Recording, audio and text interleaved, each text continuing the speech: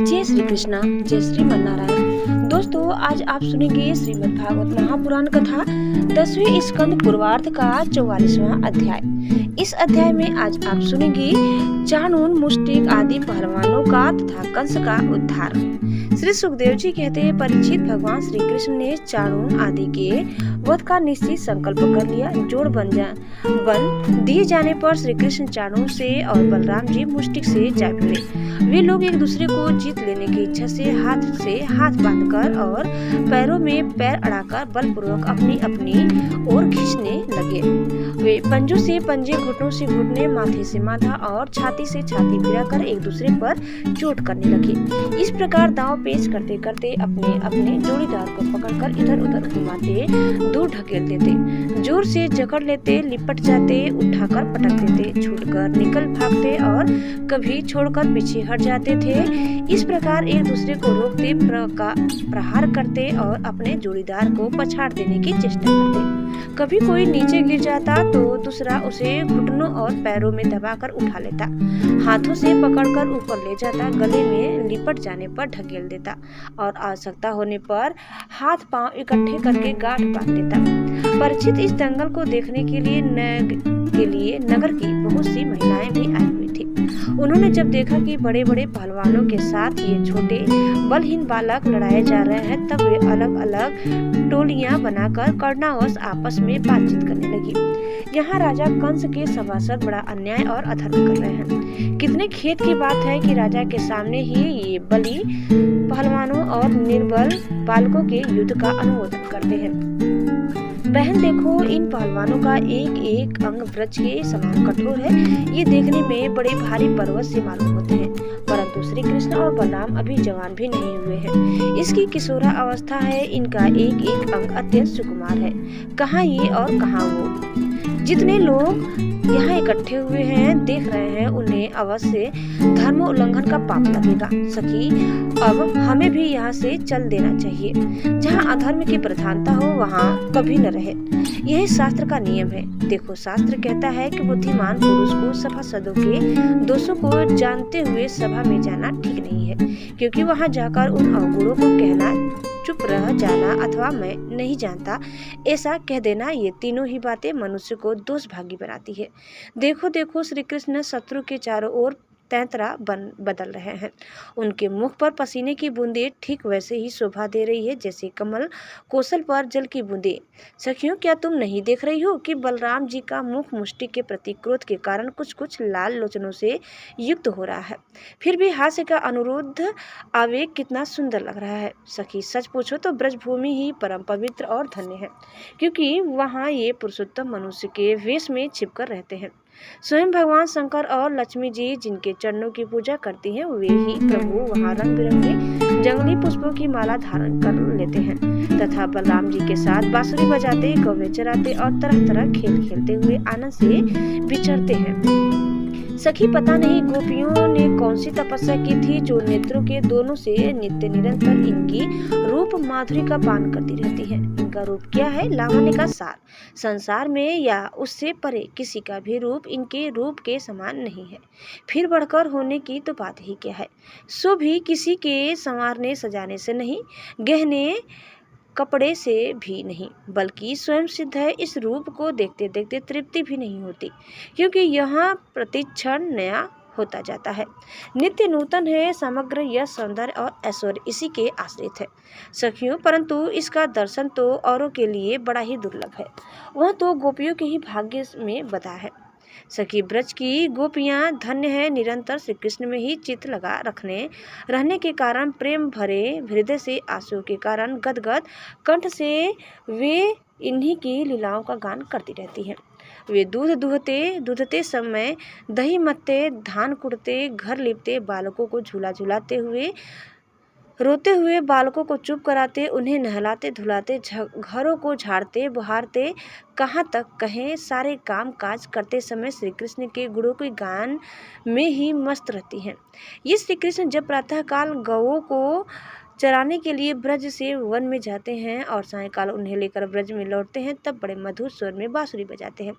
उसकी टेर सुनकर गोपियां घर का सारा काम काज छोड़कर झटपट रास्ते में दौड़ आती हैं और श्री कृष्ण का मंद मंद मुस्कान एवं दया भरी चितवन से युक्त मुख कमल निहार निहार कर निहाल होती हैं। सचमुच गोपियां ही परम पुण्यवती हैं। भरतवन शिरोमणि जिस समय पूर्वासिनी स्त्रियां इस प्रकार बातें कर रही थी, उसी समय योगेश्वर भगवान श्री कृष्ण ने मन ही मन शत्रु को मार डालने का निश्चय किया। स्त्रियों की ये भयपूर्ण बातें माता पिता देवकी वसुदेव भी सुन रहे थे। वे पुत्र स्नेह व शोक से विफल हो गए। उनके हृदय में बड़ी जलन, बड़ी पीड़ा होने लगी, क्योंकि वे अपने पुत्रों के बल वीर्य को नहीं जानते थे। भगवान श्री कृष्ण और उनसे भिड़ने वाला चाणूर दोनों ही भिन्न भिन्न प्रकार के दांव पेच का प्रयोग करते हुए परस्पर जिस प्रकार लड़ रहे थे, वैसे ही बलराम जी और मुष्टिक भी भिड़े हुए थे। भगवान के अंग प्रत्यंग वज्र से भी कठोर हो रहे थे। उनकी रगड़ से चाणूर की रग रग ढीली पड़ गई थी। बार बार उसे ऐसा मालूम हो रहा था मानो उसके शरीर के सारे बंधन टूट रहे हैं। उससे बड़ी ग्लानि, बड़ी व्यथा हुई। अब वह अत्यंत क्रोधित होकर बाज की तरह झपटा और दोनों हाथों के घूंसे बांधकर उसने भगवान श्री कृष्ण की छाती पर प्रहार किया।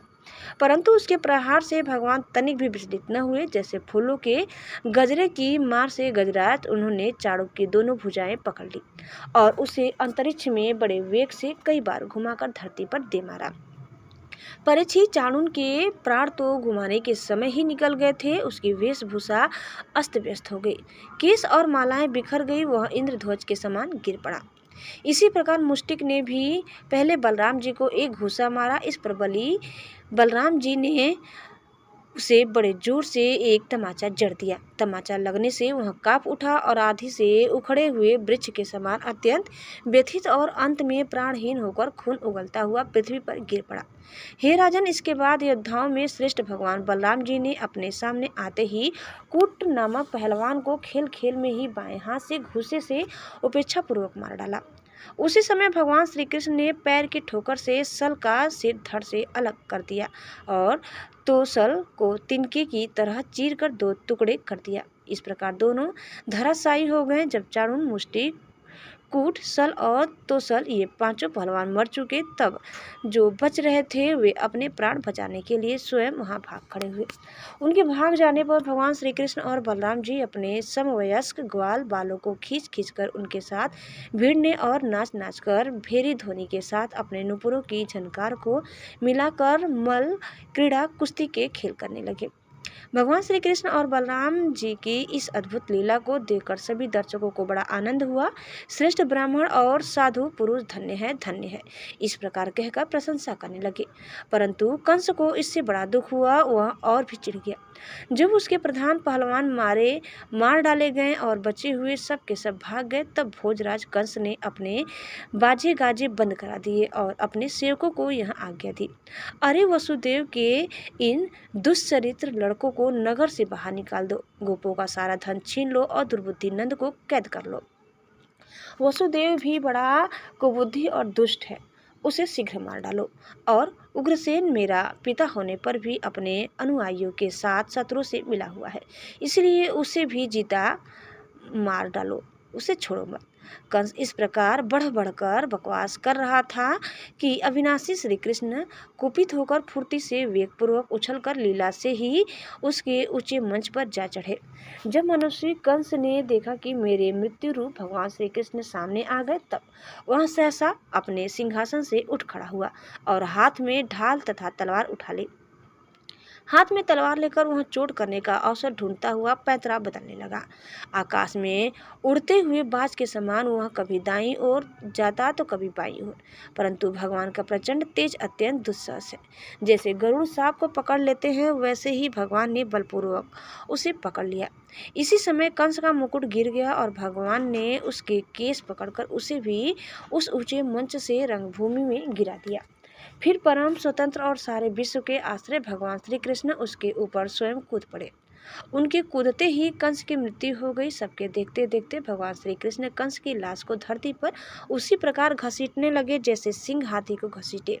नरेंद्र, उस समय सबके मुंह से हाय हाय की बड़ी ऊंची आवाज सुनाई पड़ी। कंस नित्य निरंतर बड़ी घबराहट के साथ श्री कृष्ण का ही चिंतन करता रहता था। वह खाते पीते सोते चलते बोलते और सांस लेते सब समय अपने सामने चक्र हाथ में लिए भगवान श्री कृष्ण को ही देखता रहता था। इस नित्य चिंतन के फलस्वरूप वह चाहे द्वेष भाव से ही क्यों न किया गया हो, उसे भगवान के उसी रूप की प्राप्ति हुई, सारूप्य मुक्ति हुई, जिसकी प्राप्ति बड़े बड़े तपस्वियों योगियों के लिए भी कठिन है। कंस के कंक और न्यग्रोध आदि 8 छोटे भाई थे। वे अपने बड़े भाई का बदला लेने के लिए क्रोध से आग बबूले होकर भगवान श्री कृष्ण और बलराम की ओर दौड़े। तब भगवान बलराम जी ने देखा कि वे बड़े वेग से युद्ध के लिए तैयार होकर दौड़े आ रहे हैं। तब उन्होंने परिघ उठाकर उन्हें वैसे ही मार डाला जैसे सिंह पशुओं को मार डालता है। उस समय आकाश में दुधुम्बियां बजने लगी। भगवान के विभूति स्वरूप ब्रह्मा, शंकर आदि देवता बड़े आनंद से पुष्पों की वर्षा करते हुए उनकी स्तुति करने लगे। अप्सराएं नाचने लगी।